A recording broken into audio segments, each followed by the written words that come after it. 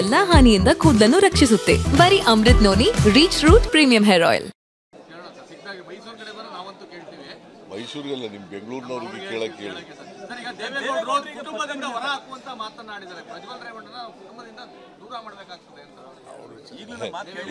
ಇವ್ರಿಗೆ ಗೊತ್ತಿಲ್ಲದೆ ಹೊರಟೋದ್ರ ಅವನು ಪ್ರಜ್ವಲ್ ರೇವಣ್ಣ ಮನೆಯವ್ರಿಗೆ ಯಾರಿಗೂ ಹೇಳದೆ ಹೊರಟೋಗಿದ್ದಾನ?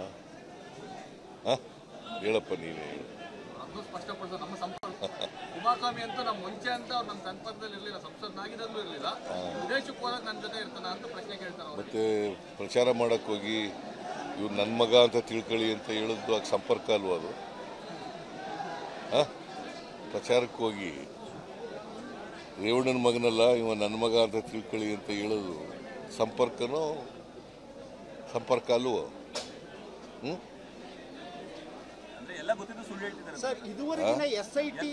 ನಿಮ್ಗೇನನ್ಸುತ್ತೆ ಹೇಳಪ್ಪ?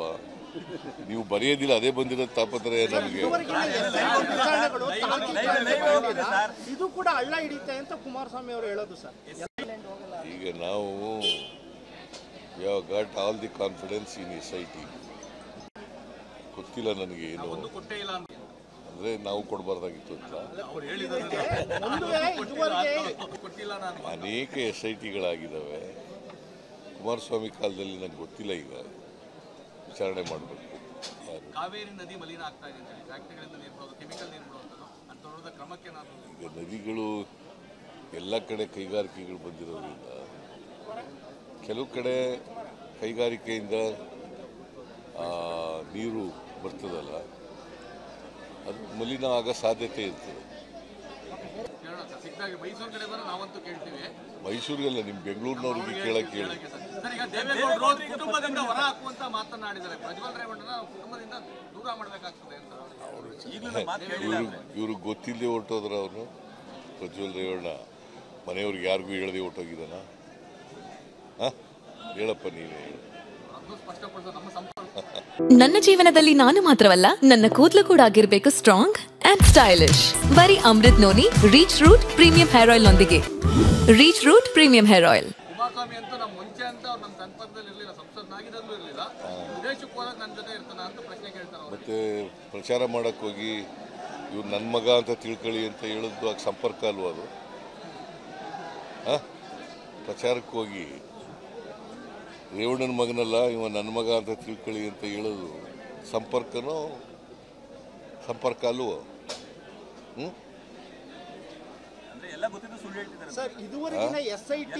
ನಿಮ್ಗೇನನ್ಸುತ್ತೆ ಹೇಳಪ್ಪ? ನೀವು ಬರೆಯೋದಿಲ್ಲ, ಅದೇ ಬಂದಿರೋ ತಾಪತ್ರಯ ನಮಗೆ. ಇದು ಕೂಡ ಹಳ್ಳ ಹಿಡಿತೆ ಅಂತ ಕುಮಾರಸ್ವಾಮಿ ಅವರು ಹೇಳೋದು ಸರ್. ಈಗ ನಾವು got all the confidence in SIT. ಗೊತ್ತಿಲ್ಲ ನನಗೆ ಏನು ಅಂದ್ರೆ ನಾವು ಕೊಡಬಾರ್ದಾಗಿತ್ತು ಅಂತ. ಅನೇಕ SITಗಳಾಗಿದ್ದಾವೆ. ಕುಮಾರಸ್ವಾಮಿ ಕಾಲದಲ್ಲಿ ನನಗೆ ಗೊತ್ತಿಲ್ಲ, ಈಗ ವಿಚಾರಣೆ ಮಾಡಬೇಕು. ಕಾವೇರಿ ನದಿ ಮಲಿನ ಆಗ್ತಾ ಇದೆ, ಫ್ಯಾಕ್ಟರಿಗಳಿಂದ ನೀರು ಬಿಡೋದು, ಕೆಮಿಕಲ್ ನೀರು ಬಿಡೋದು, ಅಂತವರದ ಕ್ರಮಕ್ಕೆ ನಾನು ಈಗ ನದಿಗಳು ಎಲ್ಲ ಕಡೆ ಕೈಗಾರಿಕೆಗಳು ಬಂದಿರೋದ್ರಿಂದ ಕೆಲವು ಕಡೆ ಕೈಗಾರಿಕೆಯಿಂದ ನೀರು ಬರ್ತದಲ್ಲ, ಅದು ಮಲಿನ ಆಗೋ ಸಾಧ್ಯತೆ ಇರ್ತದೆ. ಅನುಕ್ಷಣದ ಸುದ್ದಿಗಳಿಗಾಗಿ ವಿಸ್ತಾರ ನ್ಯೂಸ್ ಯೂಟ್ಯೂಬ್ ಚಾನೆಲ್ ಸಬ್ಸ್ಕ್ರೈಬ್ ಮಾಡಿ.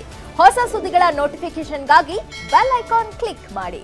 ಲೇಟೆಸ್ಟ್ ಅಪ್ಡೇಟ್ಸ್ಗಾಗಿ www.vistaranews.com ವೆಬ್ಸೈಟ್ಗೆ ವಿಸಿಟ್ ಮಾಡಿ. ಅಂಗೈಯಲ್ಲೇ ಜಗತ್ತಿನ ಸುದ್ದಿ ತಿಳಿಯಲು ವಿಸ್ತಾರ ನ್ಯೂಸ್ ಕನ್ನಡ ಆಪ್ ಡೌನ್ಲೋಡ್ ಮಾಡಿ.